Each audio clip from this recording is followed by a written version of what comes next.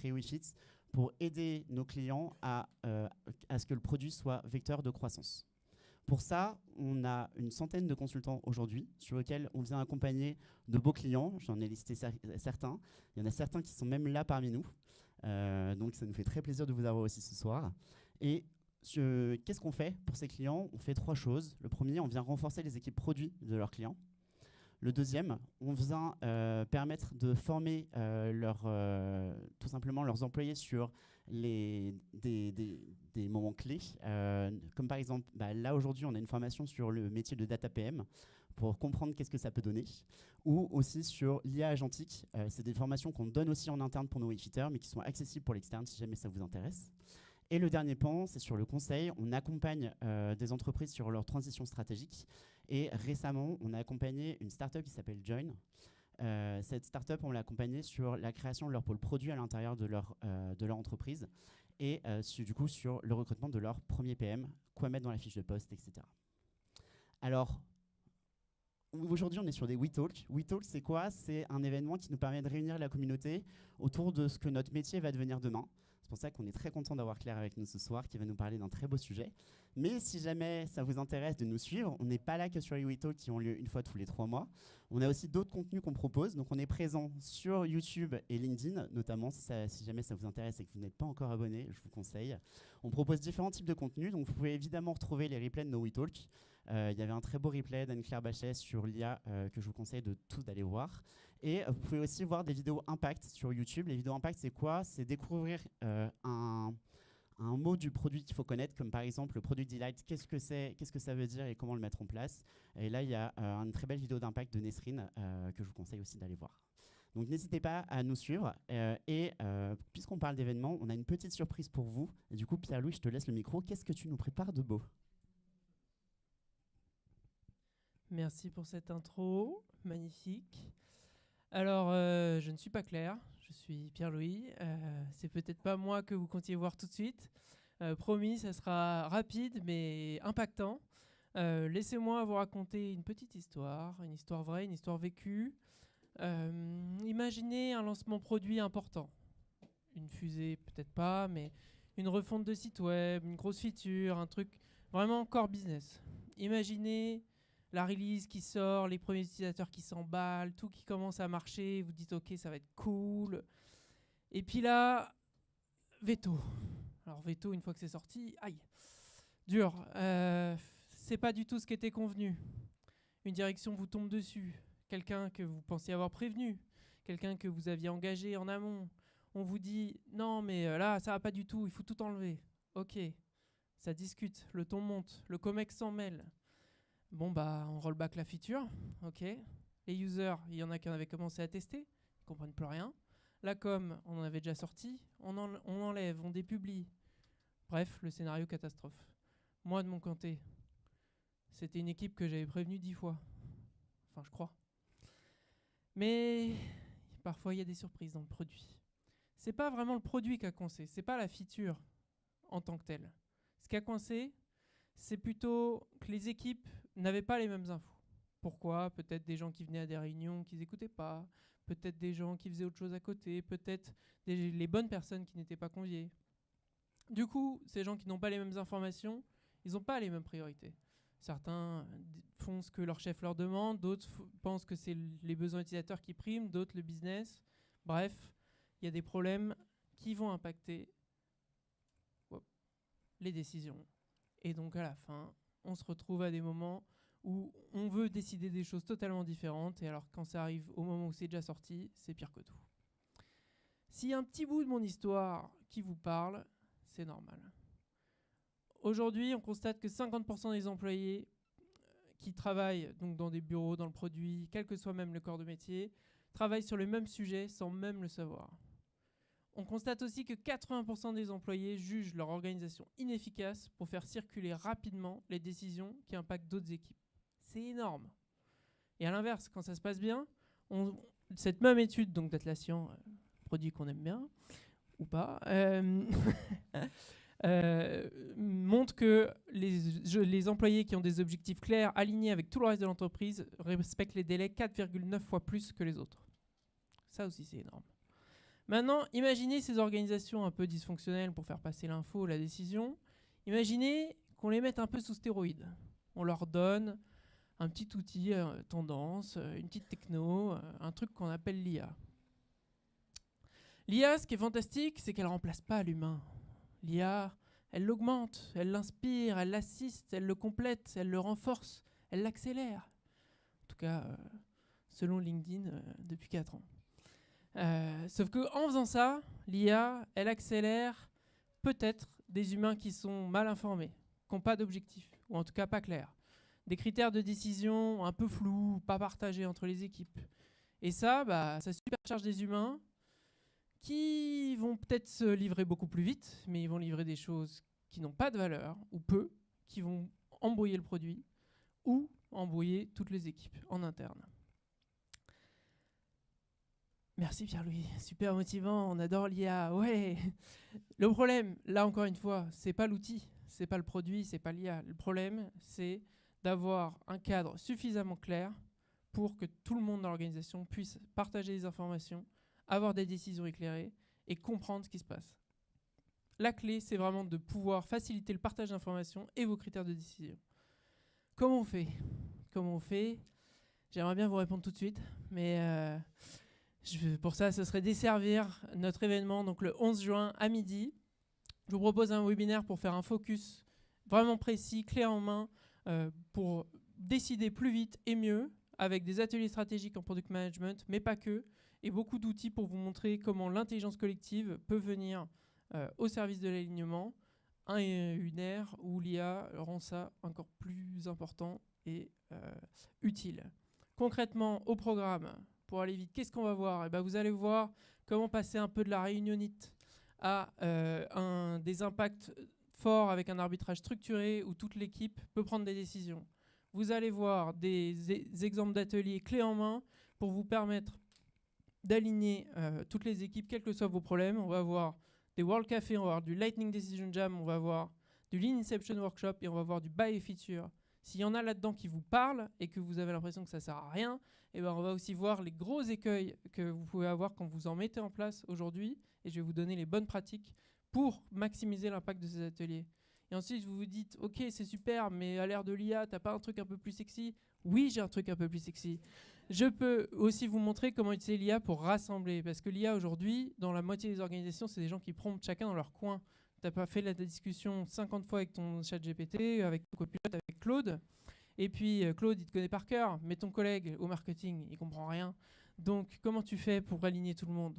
On va pouvoir voir comment on fait des ateliers assistés par IA, voire carrément regarder tous ensemble l'IA bosser. Elle est pas belle la vie. Voilà, j'espère vous avoir convaincu de venir au webinaire le 11 juin à midi. Et puis si je ne l'ai pas encore fait, je pense que le super talk de Claire ce soir vous donnera encore plus envie, avec des produits IA natifs, de vous aligner. Merci. Merci Pierre-Louis. Alors du coup, en introduction de Claire, je vais vous poser quelques petites questions. J'ai 2 questions à vous poser. Levez la main si vous avez intégré de l'IA dans votre produit. Alors, il y a quand même des mains qui se lèvent. On est sur une petite moitié de salle. Et levez la main de nouveau si vous dites le produit que j'ai construit, mon produit existant sur lequel j'ajoute de l'IA. Je pense que je pourrais aller beaucoup plus loin avec juste de l'IA. Et l'IA m'emmène pas... Enfin, avec ce que j'ai construit, je ne peux pas aller aussi loin que je voudrais. Je vois des mains qui se lèvent aussi. Yes. Et c'est cette question que PlayPlay s'est posée et sur laquelle ils ont essayé de répondre. Et elle va nous partager ça aujourd'hui. PlayPlay, pour ceux qui ne connaissent pas, je te fais une rapide introduction. C'est la plateforme pour faire du montage vidéo quand vous êtes une société et que vous êtes une équipe marketing, vous voulez promouvoir des choses. Pour info, ils ont 2/3 du CAC 40 qui utilisent leur plateforme. Donc c'est vraiment une très belle boîte. Leur produit est génial. Et ils ont décidé d'aller encore plus loin en créant un nouveau produit qui s'appelle PlayPlay Design. Le but de PlayPlay Design, c'est un produit AI native, donc construit autour de l'IA pour amener un nouveau use case. Et c'est cette histoire qu'elle va raconter. Donc Claire Rowe, qui va nous raconter ça aujourd'hui, elle est Senior Product Manager chez PlayPlay. Elle a plus de 10 ans d'expérience dans le produit. Et elle va nous raconter toutes ces histoires, leurs frictions, les apprentissages qu'ils ont eus et ce que ça change aujourd'hui pour le métier de PM chez PlayPlay. Du coup, on est très heureux de t'avoir avec nous ce soir, Claire. Et du coup, je vous laisse l'applaudir chaleureusement. Merci.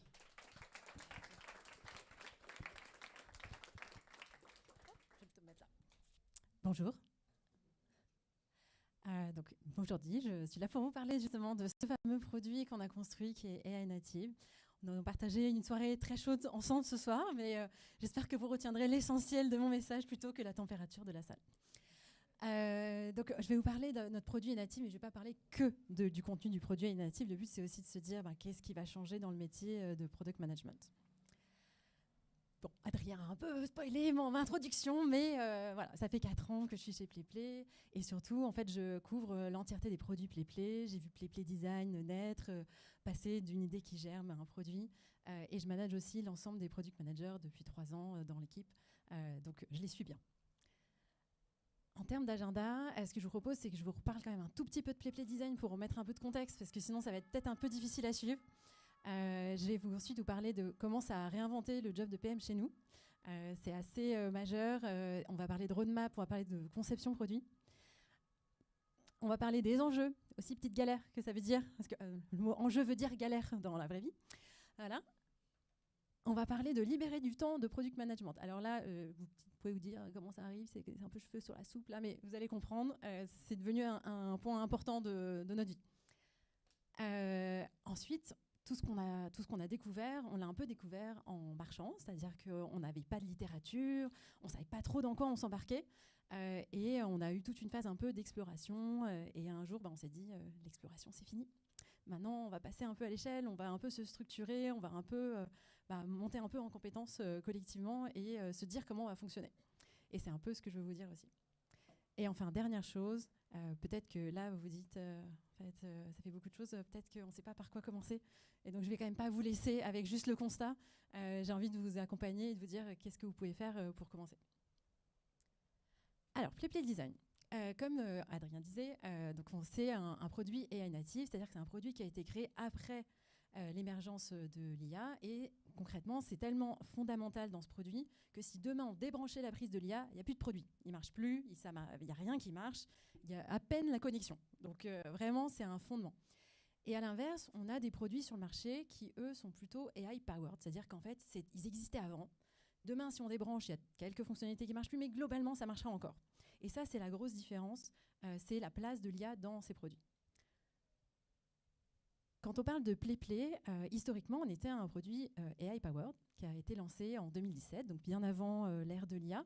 Et comme tu disais, on proposait de monter des vidéos. Donc, par exemple, EDF qui veut annoncer un milestone important pour lui et qui avait besoin de communiquer sur LinkedIn. Ce produit, on l'a agrémenté de plein de fonctionnalités IA, que ce soit des sous-titres générés automatiquement par IA, des voix off, de l'image génération, des avatars, des clippings, enfin plein de choses. Il y en a eu plein. Exactement, il y en a eu 15. Mais on s'est rendu compte en 2025 qu'il y avait quand même 2 constats qui ont fait un peu mal, voire même très mal. Le premier, c'est qu'avec ces super 15 fonctionnalités IA dont on était super fiers, en fait, c'était partout pareil chez tout le monde. Donc tous les concurrents avaient aussi les mêmes fonctionnalités que nous. Et en fait, ça ne nous différenciait plus. Donc ce n'était pas vraiment de l'innovation comme on l'imaginait, ou en tout cas, ça allait très très vite. Et après 3 ans, en fait, on s'est rendu compte que l'usage et la satisfaction de nos clients, elle n'avait pas beaucoup évolué parce que justement, c'était la normalité. C'était plus quelque chose d'exceptionnel. Et on s'est dit, les AI-powered, ça suffit plus. Dommage.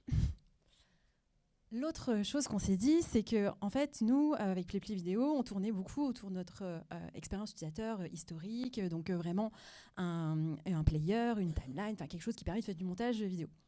Et quand on regardait les petits nouveaux là, qui arrivaient sur le marché AI natif, en fait, ils font pas du tout comme ça le produit. Ça n'a rien à voir en termes d'expérience utilisateur. Et on s'est dit, en fait, si on voulait refaire PlayPlay, peut-être qu'on l'aurait fait différemment en 2025. Et donc, on s'est dit, on garde ça un petit peu dans le coin de notre tête pour quand on voudra faire autre chose. Et puis en 2025, on s'est dit, on veut créer un nouveau produit pour compléter notre offre, pour grandir. Et on s'est dit, AI native, hein. On y va. En fait, c'est un pari fou, mais on se lance, on y va. Et ce produit, c'était PlayPlay Design. PlayPlay Design, du coup, ça nous permet de créer des images générées 100% par IA. Et ça reprend tous les codes d'un player AI native. C'est-à-dire qu'on a la prompt box où les gens écrivent en langage naturel et ça génère des résultats qui sont faits que par IA. En termes de timeline, pour que vous compreniez un peu où on en est sur PlayPlay Design, l'idée, elle a germé en mars 2025. Ça remonte, presque un an, enfin, plus d'un an maintenant. Et ensuite, on a mis un peu de temps à dédier une squad parce que on avait notre roadmap, quoi. Enfin, concrètement, sortir les gens comme ça, c'est pas facile. Et en juin, on a créé vraiment une squad dédiée qu'on a sortie. On leur a dit, c'est carte blanche, vous partez de zéro, vous oubliez tout. On veut pas un truc qui est repris de PlayPlay. Vous repartez de zéro, voilà. Et pas de problématique enterprise, pas d'engagement avec les autres départements. C'est vraiment, vous faites comme si vous étiez tout seul.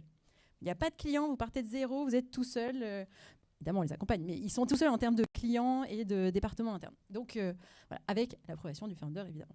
Et du coup, ils se lancent et ils cherchent, ils tournent, ils découvrent plein de choses. Et en fait, à un moment, on arrive à définir une value proposition qui est alignée avec notre offre PlayPlay, qui est la simplicité, qui est aussi le fait d'être on-brand et de rendre à disposition la création, que ce soit de la vidéo ou, dans ce cas-là, l'image.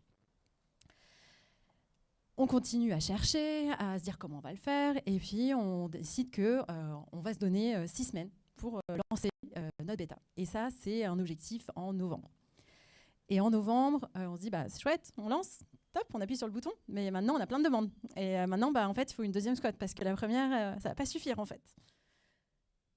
Et on arrive en février, on se dit, maintenant, c'est le moment de sauter de pas. Les 200 premiers utilisateurs, c'est bien, mais en fait, on va ouvrir à tout le monde. Et donc, on lance. Alors, en grande fête, on a même placardé sur le mur de notre immeuble. Donc, vraiment, grand lancement. Et on a eu quand même beaucoup de bons retours, parce qu'on a 30% de nos utilisateurs qui ont découvert PlayPlay Design et qui ont commencé à l'utiliser. Et c'est là où on s'est dit, maintenant, on musclé. On n'est plus tout seul dans notre petite bulle. Là, c'est pour de vrai. C'est un vrai produit qui fait partie de notre offre. On passe à l'échelle. Pour continuer. Du coup, ça, c'est ce qu'on a fait chez PlayPlay Design. Mais comme je vous ai dit, on a vraiment découvert ce nouveau métier de product manager d'un produit AI native au fur et à mesure. Et on s'est rendu compte après, quand on a pris le temps de conscientiser tout ça, que ça avait quand même bien changé le métier de product manager. Et donc, je vais commencer par vous parler de roadmap. Comment on fait une roadmap ? Alors, là, normalement, j'enfonce une porte ouverte. C'est comment on fait une roadmap AI-powered ou un produit qui n'a pas d'AI. On écoute ses clients, on regarde la data, on fait de la veille, on peut écouter le business aussi, et on en sort des problèmes qu'on veut adresser, et ensuite, de ces problèmes, on définit une roadmap now, next, later. Et puis, on peut saupoudrer un peu d'IA là-dedans si c'est pertinent. Donc ça, c'est, on va dire, une roadmap standard. Et dans ce cas-là, le PM, il est un peu facilitateur. Je suis désolée de dire le mot, mais il est là pour aider à faire comprendre, à faire atterrir des choses qui existent déjà et qui sont peut-être dispersées. Dans un produit AI native, le PM, lui, il va faire quelque chose de radicalement différent. Sa première action, c'est d'aller regarder les modèles. Les modèles, c'est vraiment ce que des acteurs comme Google, OpenAI, Anthropic mettent sur le marché et qui va permettre de faire de la génération par IA. Et donc, il va aller regarder, il va les tester, il va se faire un peu une idée, il va regarder, lire des choses et vraiment se documenter. Et il va aussi se dire, moi, je connais quand même bien mon marché, je connais bien mes clients, je sais ce qu'ils font. Et en fait, là, il se passe quelque chose, l'intuition, petit choc-à-pic là qui apparaissent, en se disant, en fait, on pourrait peut-être faire ça. On pourrait peut-être faire ça, ça pourrait peut-être marcher pour nos clients. C'est peut-être une bonne idée, personne n'y a pensé avant. Et en fait, derrière, on se dit, on doit quand même analyser pour se dire, est-ce que l'intuition, elle est vraiment réaliste ? Est-ce que l'idée de faire des images on-brand, c'est possible avec de l'IA qui n'est pas déterministe ? Et donc, on a fait cette première analyse, un peu grosse maille, et ça a permis de valider notre idée et de se dire, en fait, on peut le faire. Donc, on va le faire. Et c'est comme ça que le PM, il change un peu de rôle, il est plus facilitateur, mais il devient vraiment owner stratégique, c'est-à-dire que c'est lui qui à un moment a l'intuition, qui fait la connexion entre deux choses qui ne se parlaient pas vraiment.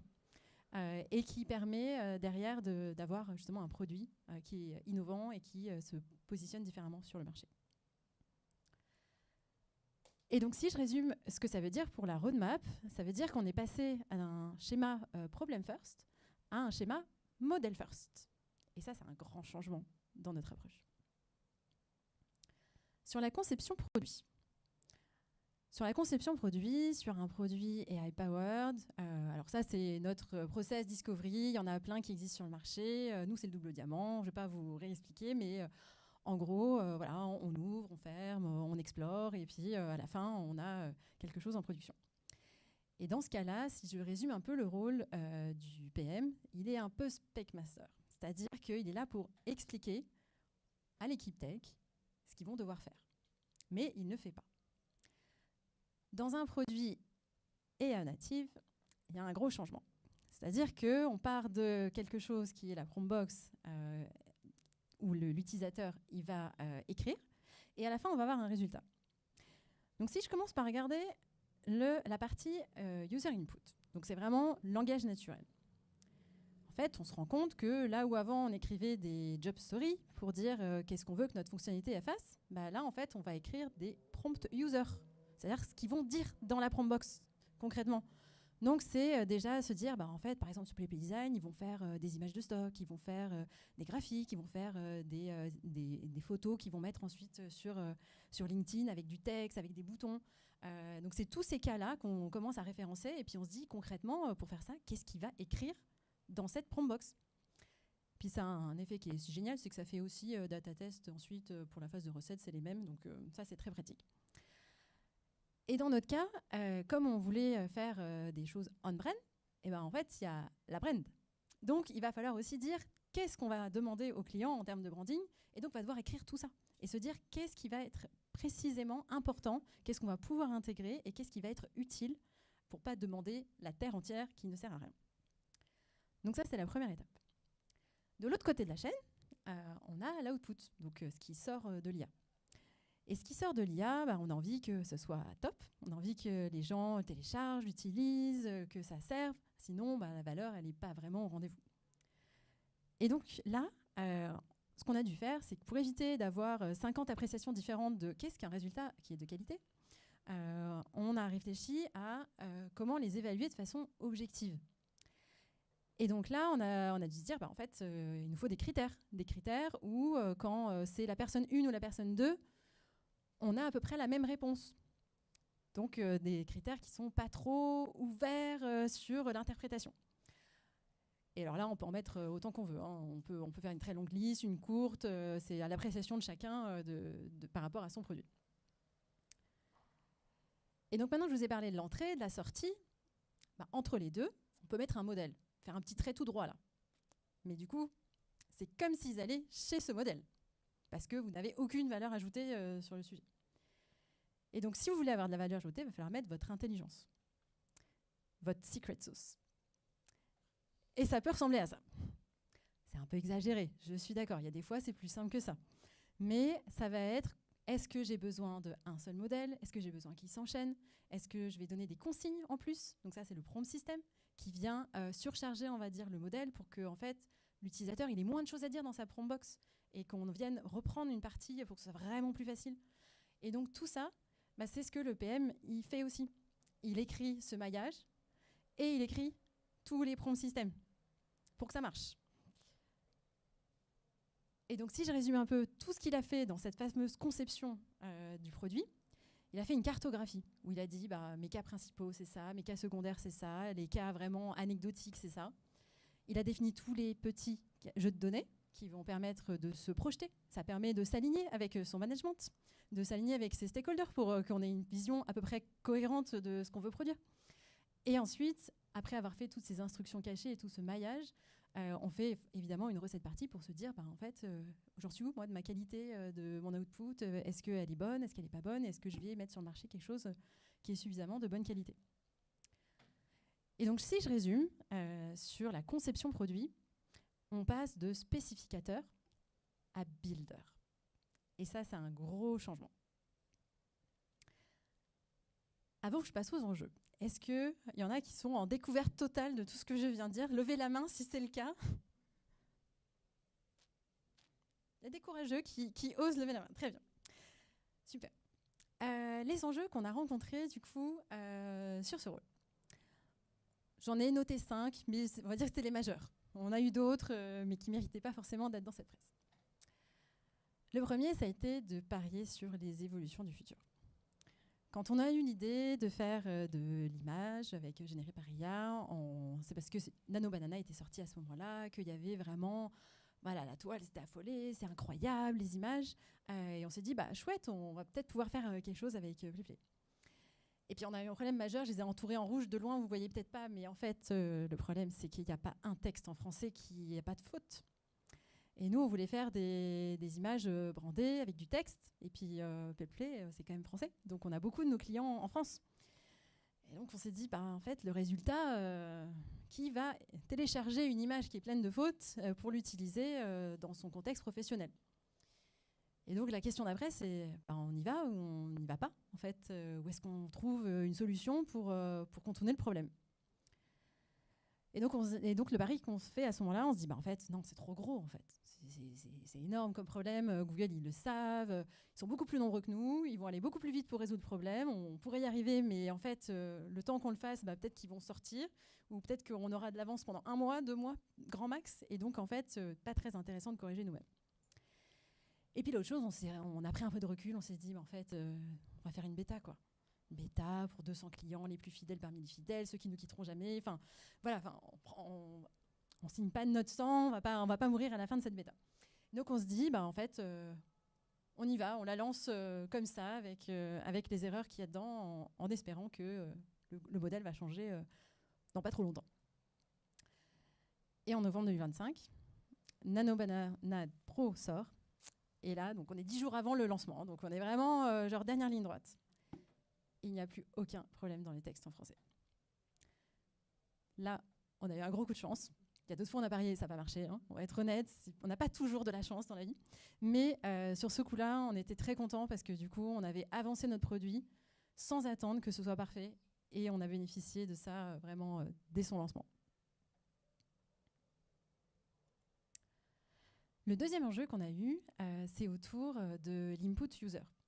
L'input user, donc ce que les clients mettent en langage naturel, ben, c'est pas prédictif. Et donc je vous ai montré tout à l'heure la super cartographie avec les cas d'usage qu'on imaginait, etc. Mais bon, la vraie vie, ben, c'est plutôt ça. C'est-à-dire que bah, c'est pas tout à fait en face. Et des fois, bah, ils sont pile sur nos use cases. On se dit, ouais, chouette, on a tapé dans le mille, mais en fait, ils l'ont pas dit comme nous. Et sans le dire comme nous, bah, ça marche pas pareil, ça donne pas le même résultat. Donc, bah, nos taux de succès, ils ne sont pas tout à fait au même niveau que ce qu'on imaginait. Et puis, c'est sans compter les cas qu'on n'avait pas du tout imaginés et qui sont quand même sortis. Et alors là, bah, au petit bonheur de la chance, ça marche ou ça ne marche pas, hein, parce que vous ne l'aviez pas testé, ce n'était pas dans votre cas, vous n'avez rien optimisé pour ça. Donc, voilà. Donc, c'est important aussi à un moment de revoir ce que les gens mettent dans les prompt-box. Le troisième enjeu qu'on a eu, bah, ça a été autour des résultats des modèles, qui sont, bah, eux non plus, pas prédictifs. C'est beaucoup, en entrée, en sortie. Voilà. Mais concrètement, je pense que ça, vous avez tous normalement pu le ressentir. Vous avez beau mettre plusieurs fois le même prompt en entrée, vous aurez toujours des réponses différentes. Et là, objectivement, on peut se dire que pour le même prompt qui est quand même assez long, j'ai quand même 6 résultats qui sont radicalement différents. Et donc ça aussi, c'est à prendre en compte, parce que c'est une chance, mais des fois, ça veut dire que vous n'obtiendrez pas ce que vous voulez, même si vous mettez le meilleur prompt système de la Terre, même si vous mettez tous les garde-fous possibles et imaginables, vous n'arriverez pas à faire exactement ce que vous voulez. Le quatrième enjeu, celui-là, il était dur. Ça a été tester les prompts. C'est-à-dire qu'on avait fait une super cartographie de tout ce qu'on voulait faire bien. Et chez PlayPlay, comme on voulait faire du on-brand à nouveau, bah, il fallait s'assurer que les brands des clients marchaient. Et chaque brand étant différente, on ne pouvait pas tester qu'une seule brand. Donc ça a démultiplié très fortement le nombre de tests qu'on a dû faire. Et au début, je ne vous cache pas, on l'a fait à la main dans un FigJam, c'était pas une bonne idée. Pas du tout une bonne idée parce que c'est long à faire, c'est long à analyser, c'est long pour tout le monde. Et puis après, c'est compliqué parce que L'IA est bien, mais c'est plus dur quand c'est dans FigJam. Donc après, on s'est un peu équipé quand même pour le faire de façon un peu plus robuste.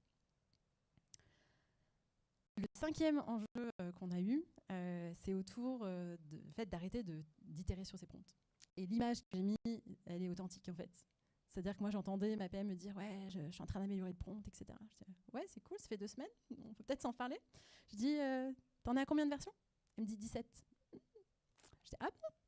Ce serait peut-être bien de s'en parler un peu plus collectivement, de faire la fameuse recette partie, de se dire où on en est, de peut-être se dire qu'il faut arrêter. 17, c'est beaucoup quand même. Et peut-être que le modèle ne peut pas faire mieux que ce que tu as fait jusque-là. Et du coup, on a fait une recette partie et on s'est arrêté là, concrètement. Et donc, si je résume les enjeux qui ressortent pour un PM qui est AI native, jusque-là, il devait déjà gérer l'ambiguïté et l'incertitude. Ça, c'est pas nouveau, ça marche dans tous les produits. Mais le petit nouveau, c'est l'imperfection, idéalement maîtrisée. Mais l'imperfection, c'est nouveau.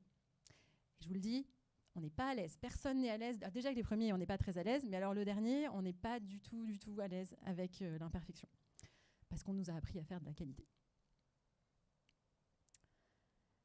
Et je ne sais pas si là, vous commencez à comprendre pourquoi je parle de libérer du temps. Si vous commencez à penser que vous savez de quoi je vais parler, levez la main, sans que ça soit trop chaud de lever la main. Ok. Pas encore, vous n'avez pas encore repéré. Ok, très bien. Tout ça, ça prend beaucoup de temps en fait. Mais beaucoup. Et en parallèle, on n'est pas tout seul en fait. On est avec la tech. La tech, ils sont déjà de base plus nombreux que nous. Ils sont en général 4 ou 5 par squad. Et puis, ils sont équipés avec de l'IA. Donc, en fait, ce qu'ils faisaient en 6 semaines, ils le font en 2. Et là, on a un problème. La fonctionnalité qui vous prend 2 semaines à faire, il prend 1 semaine pour eux. Donc, en fait, on a dû trouver des solutions parce que si on demande au product manager d'avoir plus de responsabilités, le goulot d'étranglement, ça devient le product manager. Et ça, c'est pas cool pour la vélocité. Et donc, on a réfléchi à comment on pourrait libérer du temps. Et donc, ce qu'il y a dans l'image aussi, c'est du vécu, c'est-à-dire qu'on a pris toutes les tâches, on a fait une cartographie de tout ce que le product manager il devait faire historiquement. On s'est mis dans une salle avec le designer, le tech lead, et on a dit, bon, OK, on va falloir dispatcher, là, il va falloir qu'il y ait des relais dans l'équipe. On va laisser au product manager les trucs qui ne peuvent vraiment pas être faits par quelqu'un d'autre, donc tout ce que je viens d'expliquer avant, autour du prompt system, de l'input, l'output, etc. Et tout le reste est en négociation. Donc, on y va, on négocie. Le product designer, il a pris tout ce qui était UX. Alors déjà, c'est un peu son métier, mais alors là, il l'a pris vraiment. C'est-à-dire que nous, on le regardait même plus. On se projetait même plus, on regardait plus les maquettes. On a dit, c'est ta responsabilité. On n'a pas le temps, confiance absolue, on y va. Le tech lead, lui, on lui a dit, t'as des maquettes, t'as le prompt system, c'est bon. Tu brodes autour, tu fais, et puis comme tu mets qu'une semaine pour faire les choses, au pire, on passe une 2e semaine pour rattraper après. C'est pas grave. Donc on y va, on passe pas des heures et des heures à faire une spec, on passe pas de temps à dire comment on va découper les tickets, en Jira, on le connaît même plus. Et on va plus loin en disant, même s'il y a des questions en courant de delivery, tu te débrouilles en fait. Tu gères, et puis vraiment, si tu sais pas, tu nous appelles. Mais globalement, on te fait confiance. Et l'animation de la squad, on a aussi délégué au tech lead qui faisait ça déjà très très bien avant. Et donc ça nous a libéré quand même pas mal de temps. Mais c'était pas suffisant. C'était pas suffisant, c'était encore compliqué de trouver du temps. Et du coup, on a sorti les grands moyens. C'est-à-dire qu'on était déjà un peu augmenté par IA chez PlayPlay parce qu'on a pris la vague assez tôt, mais là, on est passé en mode 13 augmenté. Le pari radical, c'est qu'on a équipé tout le monde dans l'équipe produit avec Claude Code. Donc c'était l'outil qu'utilisaient nos devs. Et alors on a ouvert les vannes. Alors, on a tout ouvert. Hein. On a dit on y va, Notion, Slack, Calendar, Drive, les outils d'analytics, tout. Là on est prêt à tout. On prend tout. Et on a demandé à chaque PM de construire son personal OS. Alors ça c'est un peu du langage peut-être autour de Claude, mais en gros il faut que Claude il vous connaisse par cœur. Quand vous dites un truc, il se plante pas. Quand vous parlez d'une personne, il se plante pas. Quand vous parlez d'une channel, il se plante pas. Et quand vous parlez d'une page Notion, il se plante pas. Donc concrètement, pour pas avoir à répéter les choses, pour pas qu'il mélange les sujets, il fallait qu'il vous connaisse par cœur. C'est votre deuxième vous dans Claude. On a aussi dit, en fait, il y a plein de choses qu'on fait de façon récurrente, redondante. Donc en fait, créer des skills pour que en fait, vous le fassiez une fois et puis après, ça vous facilite la tâche. on en a fait plein. Chacun a ses petits trucs, mais les comptes rendus de meeting, évidemment, mais aussi préparer son one-one avec son manager, préparer son quarterly. Tout ça, toute la documentation existe dans Slack, Notion, c'est écrit partout. Donc en fait, ça nous fait gagner un temps fou. Et on a aussi équipé avec une petite armée d'agents Notion AI qui permettent au niveau de l'équipe d'avoir des outils qui sont communs à tout le monde. Ça, normalement, il y a pas mal de monde qui a déjà commencé à faire ce genre de choses. Et pareil, on est en train de scaler un peu sur ce sujet-là. Et donc, en résumé, en fait, on avait déjà un peu en tête que ça allait changer le rôle du PM dans le cadre de vraiment ce qu'il fait, donc la roadmap et la conception produit, mais on ne s'attendait pas à ce que de faire un produit AI native, ça ait autant d'impact sur le reste de la structure, parce que même les product managers qui étaient sur notre produit principal, PlayPlay Vidéo, ils ont été quand même pas mal impactés par ça, puisque des choses qu'on a fait via ce produit AI native, on l'a fait aussi sur notre produit principal. Et donc ça fait beaucoup de changements pour tout le monde. Et comme je vous disais, on a beaucoup exploré. Là, ça paraît très organisé, mais en fait, ça a été un peu au long cours. Mais à un moment, on s'est dit, maintenant, le test, il est fini. On est prêt à passer un peu à l'échelle. Et en fait, on se rend compte que nos attentes en tant que manager de cette équipe, elles ont un peu changé. Et donc, on veut mettre à l'échelle, et les choses qui étaient vraiment nice to have, ils ne le sont plus. Et ça s'est vu parce qu'en fait, on s'est dit que le document qui permet d'expliquer à nos équipes internes là où on les attend, comment on projette l'équipe, comment on peut évoluer en termes de seniorité dans l'équipe, on a eu beaucoup envie de le reprendre et de changer un peu ce qu'il y a dedans. Et donc, on a vraiment précisé ce qu'on attendait des personnes dans l'équipe. Et ça parlait beaucoup d'IA, beaucoup de prompt system, beaucoup de vibe coding et beaucoup d'augmenté par IA, concrètement. On s'est quand même dit qu'on n'allait pas les laisser se débrouiller tout seuls. On a quand même mis en place des plans de formation pour les accompagner, pour les mettre de façon dans les conditions de succès. Et ça a aussi impacté nos job desks. C'est-à-dire qu'on a eu des recrutements à faire dans cette période-là. Et pareil, on réfléchissait au profil qu'on voulait recruter. Et ce qui était pour le coup du nice to have, d'avoir de la culture IA, d'avoir peut-être travaillé sur une fonctionnalité IA par le passé, en fait, là chez nous, c'était un must de chez must, même un no-go. C'est-à-dire qu'on disait à notre talent acquisition, tu poses les questions au premier entretien quand tu es tout seul avec la personne, parce qu'en fait, on sait très bien que ça ne pourra pas marcher si ces personnes n'ont pas eu l'occasion de tester. Et donc, à nouveau, en résumé, qu'est-ce que ça a changé pour nous? C'est que quand on regarde l'équipe produit qu'on avait en 2025 et qu'on la regarde en 2026, ça a beaucoup, beaucoup changé. Et je ne sais même pas encore où on sera en fin 2026. Là, je vous parle de mai, mais c'est vraiment un grand changement. Et je ne parle pas de people, on a licencié personne. On est vraiment sur les compétences et sur la façon dont ils travaillent. Et enfin, ce que j'ai envie de vous partager, c'est des petits conseils. Parce que peut-être que ce que j'ai pu vous dire, ça vous inquiète, surtout sur le fait que ça impacte autant, par exemple, nos recrutements. La première chose, il n'est pas trop tard si vous n'avez pas commencé. Il n'est jamais trop tard. La deuxième, c'est que tous les produits du futur ne seront pas natifs. Mais, on va être honnête, la fréquence va quand même fortement augmenter. Et donc, il est fort probable que vous voyez passer de plus en plus d'offres d'emploi qui sont basées sur des produits AI natifs. Et donc, mes 3 conseils pour vous, le premier, c'est d'être moteur et pas suiveur. Parce que l'IA, c'est pas une mode, c'est pas les chatbots, ça va pas partir. Donc, en fait, collectivement, je pense que toute la fonction doit s'y mettre et donc avancer et vraiment être acteur de ce changement.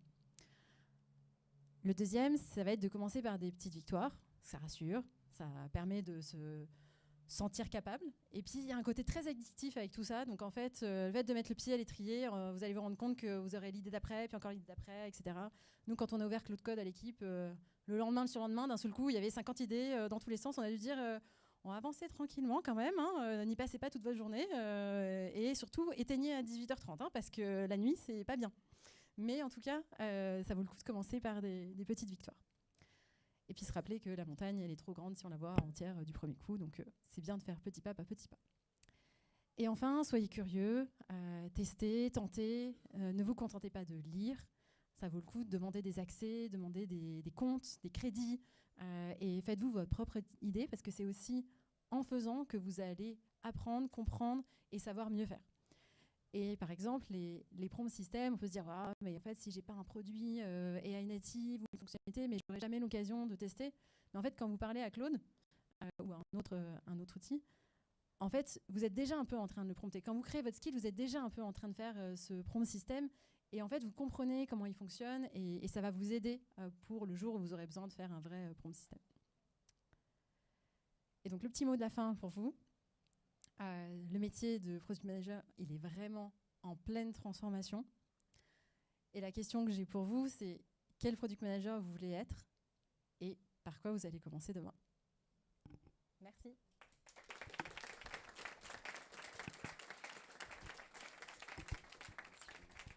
Merci beaucoup Claire. Et bah, du coup, on va vous laisser la parole maintenant. Peut-être pas pour répondre à quel PM vous voulez être, parce que vous aurez le temps de discuter avec Claire autour d'un verre après. Mais du coup, ça va être la phase des questions-réponses. Donc n'hésitez pas, je sais que la première question, c'est toujours la plus dure. Et je vois un bras qui se lève. Alors juste allumer le deuxième micro pour pouvoir l'apporter là-bas. Il va faire un peu ding-ding, donc pardonnez-moi pour la qualité du son.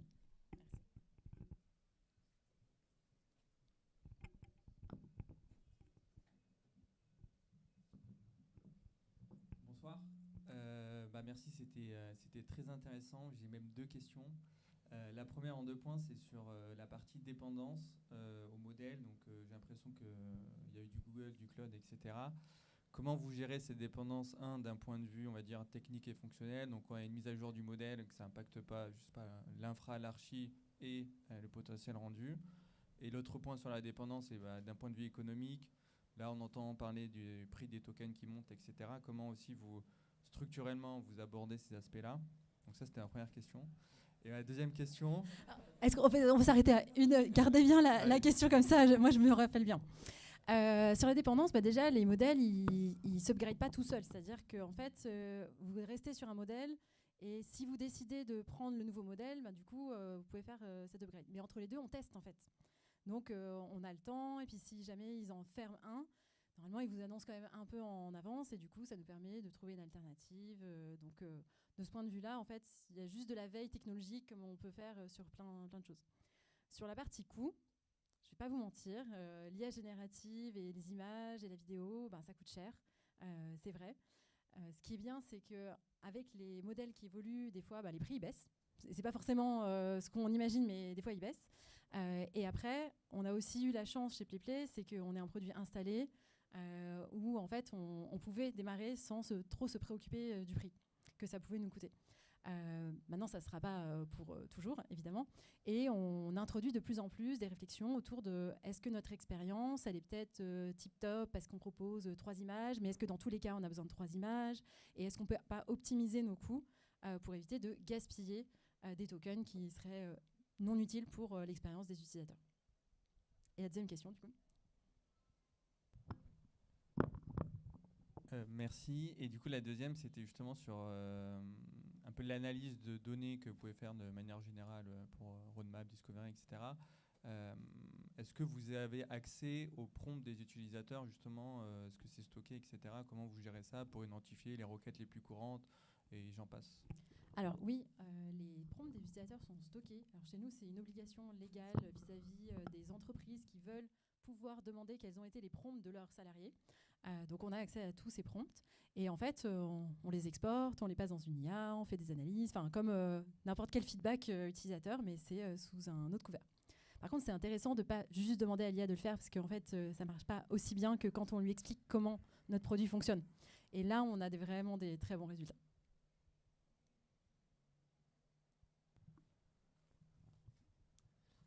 Merci pour le talk. Moi, j'ai une question. Tu as parlé que ce produit-là, il a été fait au début, en tout cas, un peu en chambre à part. Comment ça se passe après pour la... Est-ce que la chambre, elle est toujours à part, maintenant qu'il y a 2 squads? Et est-ce que j'ai l'impression que sur la suite du talk, tu as plutôt abordé comment vous outillez tout le monde? Et donc, est-ce que c'est des choses qui ont commencé dans la chambre et qui se sont étalées? Enfin, voilà, comment tu as passé un peu à l'échelle la partie plutôt Ops, IA de l'équipe? tant qu'on était sur notre bêta, on va être honnête, je pense que tout le monde s'en fichait un peu de notre produit. C'est-à-dire qu'ils disaient, c'est bien, ils font un truc, on verra, etc. Puis quand on s'est dit, en fait, on va le lancer à tous les clients, alors là, ça a intéressé tout le monde. C'est un peu ce que tu disais, Jean-Louis. En fait, à partir du moment où ça concerne tout le monde est intéressé. Et concrètement, on a commencé par animer ce qu'on appelait des comités STIRCO, où il y avait un représentant de chaque équipe pour s'aligner sur qu'est-ce qu'on va faire, le timing, comment on coordonne la sortie, comment on coordonne pour nos clients. Et donc, c'est devenu vraiment la préoccupation de tout le monde. Et là où c'est hyper important, c'est que nous, on a eu un sponsorship très, très fort de notre founder qui était là, qui soutenait le projet, qui prenait la parole. C'est lui qui prenait la parole pour toutes les fois où on parlait de ce produit. Alors je pense que dans l'équipe, on était capable de prendre la parole, mais il disait non, je veux que ce soit un founder qui en parle pour que tout le monde intègre bien que c'est un produit majeur, que c'est un produit qu'on veut lancer, et c'est pas un side project, c'est fini ce moment de bêta et de produit à côté, quoi. Merci. J'ai 2 questions aussi. Tu parlais en août de la phase où vous vous rendez compte que le produit que vous voulez utiliser pour le texte fait des fautes et que du coup vous allez demander à des bêta-testeurs d'accepter ça. Concrètement, toi, en tant que lead produit, comment tu arbitres cette décision de proposer à des clients de tester un produit qui, en termes de qualité, est encore potentiellement pas au niveau? Alors, j'ai pas été toute seule à décider ça, déjà. Ça a été une décision collective qu'on a prise avec le founder, avec la CPTO. Enfin, voilà, on était quand même plusieurs à se dire, objectivement, est-ce qu'on prend un risque ? Et on s'est dit non, on n'en prend pas vraiment parce que c'était aussi dans le choix des utilisateurs à qui on ouvrait. On n'allait pas ouvrir à quelqu'un qui est déjà peut-être pas 100% sûr, etc. On a ouvert à des gens qui sont fidèles. Enfin, on a quelqu'un qui est tellement power user qui nous écrit tous les jours 10 messages. Et en fait, on l'a presque mis dans nos praises avec sa tête en disant il fait partie de l'équipe, en fait. Donc voilà, on est parti sur ce genre de personne qui est vraiment très, très, très embarquée avec nous. On peut les solliciter 1000 fois pour faire 1000 calls. Ils disent oui à chaque fois. Donc, c'est ce genre de personnes à qui on a ouvert, où on les a prévenus, on leur a dit ce sera peut-être pas parfait, il y aura des choses qui marcheront pas bien, on pourrait peut-être pas tout utiliser du premier coup, mais en tout cas, c'est déjà, on a envie de construire avec vous et on a envie que vous nous disiez ce qui est bien, ce qui est pas bien, et qu'autour de cette chose qui est peut-être imparfaite, il y a peut-être plein de choses qu'on peut améliorer pour le jour où ça devient parfait. Merci. Et dernière question, du coup, si ça a été amélioré 10 jours avant le lancement, je ne sais pas si vous avez eu l'occasion de le faire, mais comment vous communiquez à vos bêta-testeurs, comment vous faites le kick-off en disant ce qui fonctionne et ce qui ne fonctionne pas? Alors, on n'est pas rentré dans ce niveau-là avec nos clients. En fait, on leur a dit, on va vous faire découvrir quelque chose. C'est nouveau, vous verrez, tout ne fonctionne pas bien, mais on n'est pas rentré dans le détail de ça va marcher, ça va pas marcher. On va leur laisser découvrir. On ne va pas s'auto-saboter non plus sur des trucs où nous, on pense que c'est pas bien et qu'eux, finalement, ils se disent soit ils s'en fichent, soit c'est assez bonne qualité. Donc, on était plutôt à leur dire, de manière générale, il y a des choses qui ne seront pas parfaites et comptez sur nous pour améliorer, comme on a toujours fait sur tous nos produits, etc. Et surtout, dites-nous. Envoyez-nous des messages on est friand de tout feedback que vous pourrez faire et on en a reçu beaucoup.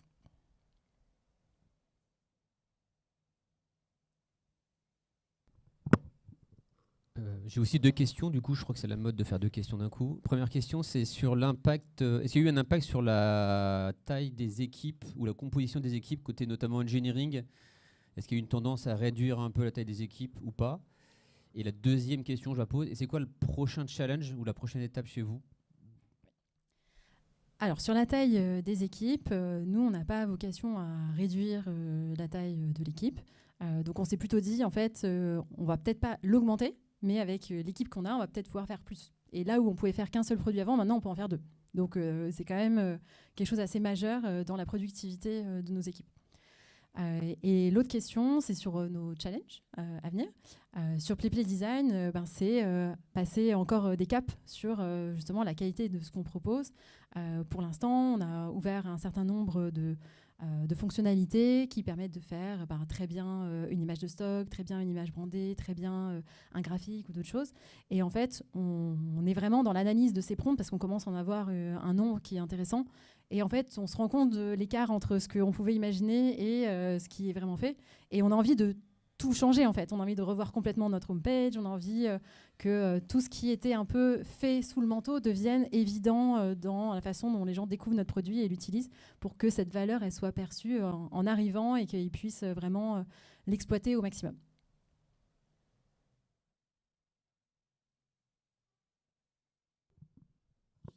Oui, bonjour. Moi, j'avais une question sur le modèle organisationnel, du coup. Parce que tu disais que ça a pas mal impacté du coup, les rôles et responsabilités, que vous avez dû répartir les tâches entre les différents rôles. Je voulais savoir comment ça avait été perçu, du coup, par les différentes équipes. Et est-ce qu'il y a eu des freins, du coup, à la mise en application? Et comment vous avez fait face à ces freins-là, du coup? Alors, on a eu beaucoup de chance. C'est que pour donc cette équipe AI Native, on a pris quand même les gens qui étaient les plus compatibles avec beaucoup de changements. C'est-à-dire qu'on les a sélectionnés, on leur a dit voilà, on va partir dans une aventure folle. On ne sait pas où ça va nous mener. Peut-être que vous n'allez pas faire exactement ce que vous avez avant, mais si vous êtes très attaché à ce qu'on faisait avant, ne venez pas dans cette équipe. Mais voilà. Donc déjà, on les avait un peu préparés à ces changements-là. Et puis ils avaient signé pour ça, du coup. Et ensuite, en fait, ça s'est vraiment fait en bonne intelligence. C'est-à-dire que c'est pas nous, en tant que manager, qui avons dit maintenant ça va là, ça va là. C'est vraiment, on leur a dit mais parlez-vous, dites-vous sur quoi vous vous sentez à l'aise. Et puis on teste, on essaie, ça marche pas, on change, on revient. C'est pas grave en fait. Le but, c'est d'avancer. N'hésitez pas pour les questions, on a encore quelques minutes. Ah bah parfait, j'arrive.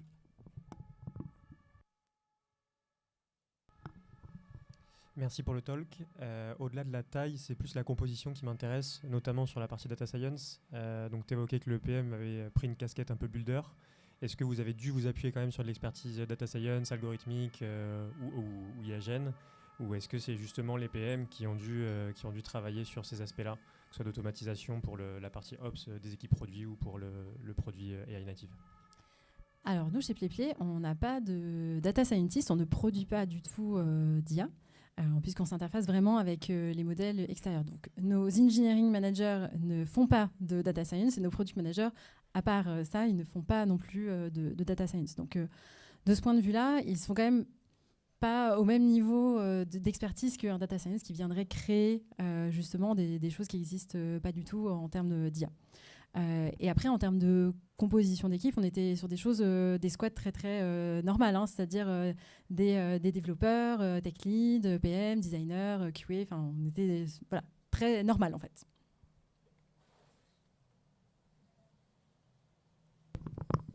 Merci pour la qualité du talk.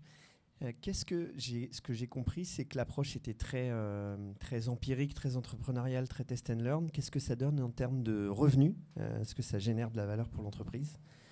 Quelle est l'attraction du nouveau produit PlayPlay Design sur le core product? Est-ce que le fait de développer ce nouveau produit, ça a généré de l'attraction sur le produit historique?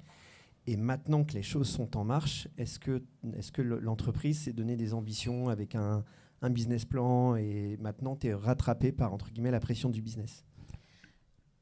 Alors, pas 100%. C'est-à-dire que notre produit, quand on l'a pensé, on l'a déjà pensé pour nos clients. C'est-à-dire que pour nous, c'était presque un acte de rétention client pour compléter cette offre, parce que sur le marché, en fait, des acteurs qui faisaient que de la vidéo, il n'y en avait pas beaucoup. Et c'était un peu ça commençait à devenir un peu un problème. Donc, le premier objectif, c'était voilà, acte de rétention pour nos clients. Et on s'est aussi dit que ce produit, il était à destination des mêmes personas, des mêmes ICP. Donc en fait, quand on fait de la prospection et qu'on parle à nos clients, maintenant on parle des deux produits, mais ça reste des personnes qui étaient intéressées aussi par notre produit PlayPlay Vidéo. On a commencé à signer des premiers deals qui n'étaient que PlayPlay Design. Donc ça, on était très contents parce que c'est toujours un énorme milestone quand en fait, vous commencez à vendre votre deuxième produit tout seul. Et après, on a aussi commencé à réfléchir, à se dire en fait, notre produit, est-ce qu'il pourrait nous permettre d'aller chercher d'autres personas, d'autres industries, des personnes à qui on n'avait jamais réussi à parler. Et donc là, on est plutôt dans cette phase-là d'aller chercher des initiatives, de tester, de sonder, de faire voilà, des phases de test et aussi de voir ce qu'on doit aussi modifier dans notre produit pour aller les chercher et se dire est-ce que ça vaut le coup d'aller les chercher.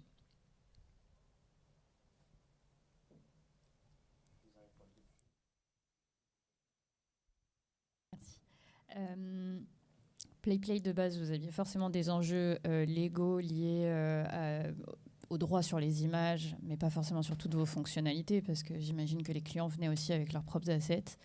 Là, maintenant que c'est du AI native, comment vous gérez justement le rapport au légal quand vous développez le produit, mais même en général pour les clients. On s'engage à quoi en tant que client quand on commence à utiliser le produit PlayPlay Design? Alors, c'est une bonne question.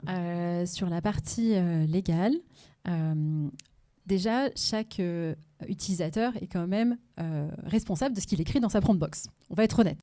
Et quand il valide nos conditions, on s'engage à ce qu'on n'est pas responsable de ce qu'il écrit dans la prompt box. Par contre, on est responsable de ce qui sort. C'est-à-dire que s'il écrit quelque chose de normal, il n'est pas censé avoir quelque chose en dehors qui n'est pas terrible. Et donc, pour faire ça, on a déjà une chance incroyable, c'est que, en fait, les modèles IA sont quand même de plus en plus matures et proposent de plus en plus de garde-fous eux-mêmes. Donc ça protège quand même sur beaucoup de sujets très touchy.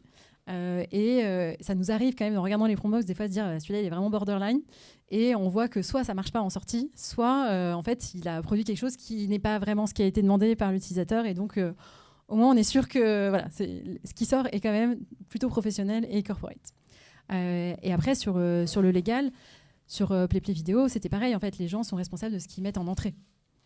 Donc nous, on met à disposition des librairies qui sont, elles, un peu protégées en termes de contenu. Et après, chacun est responsable.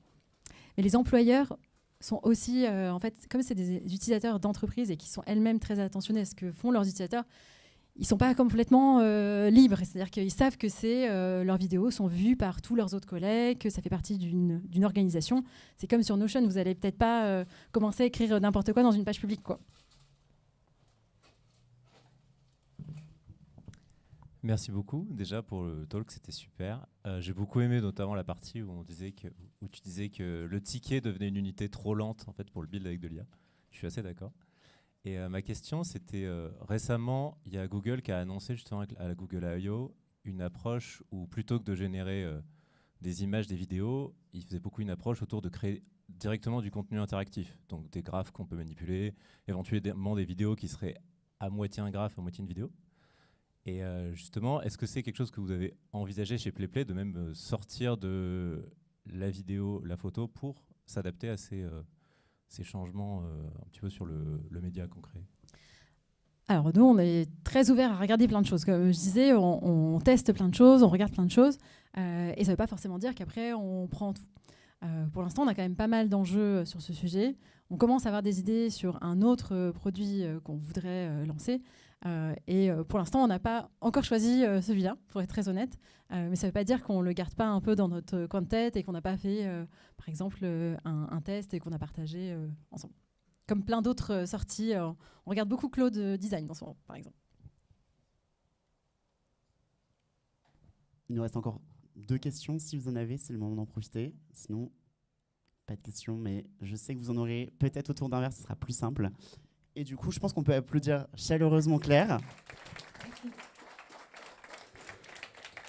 Bon, Claire, on a aussi une petite surprise pour toi. J'enlève ce micro.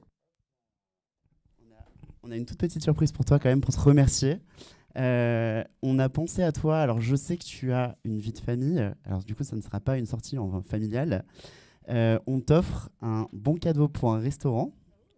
Qui s'appelle le restaurant Colère. Donc pour certains, ils commencent à le connaître. C'est un très bon restaurant et tu pourras amener soit ton mari, soit ta manager qui devait aussi être parmi nous ce soir. Tu pourras faire ton choix, ou moi si tu veux. Moi, je suis très chaud. Bon, on s'occupe. On s'occupe pas du babysitting malheureusement, mais en tout cas, ce sera avec grand plaisir de t'offrir ce cadeau. Merci beaucoup. Et du coup, le petit mot de la fin. Si ça vous a plu, n'hésitez pas à nous suivre sur les réseaux, pensez à nous suivre WeFit, et aussi si vous voulez discuter avec Claire, vous pouvez l'ajouter. Attention, elle s'appelle Claire Bertrand sur LinkedIn. Donc, vous pouvez y penser. Et du coup, on se donne rendez-vous bientôt. On a une page Meetup si vous voulez suivre nos actualités. Et on a le webinaire qui arrive le 11 juin. Ça va être très sympa, c'est le midi, autour d'un sandwich. Ça passe très rapidement. Donc voilà, on vous accueille nombreux, j'espère, le 11 juin. Ça nous a fait très plaisir de vous avoir ce soir. Et puis, du coup, bonne soirée. N'hésitez pas à revenir vers nous. Merci beaucoup.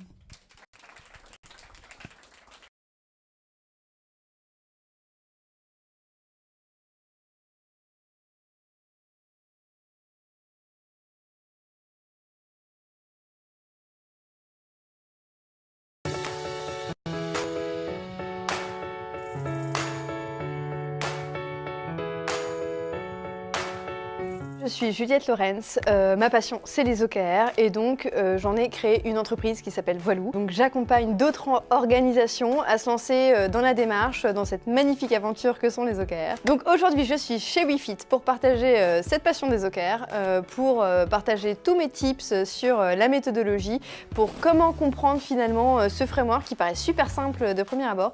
Et puis finalement quand on le met en place c'est pas si évident que ça.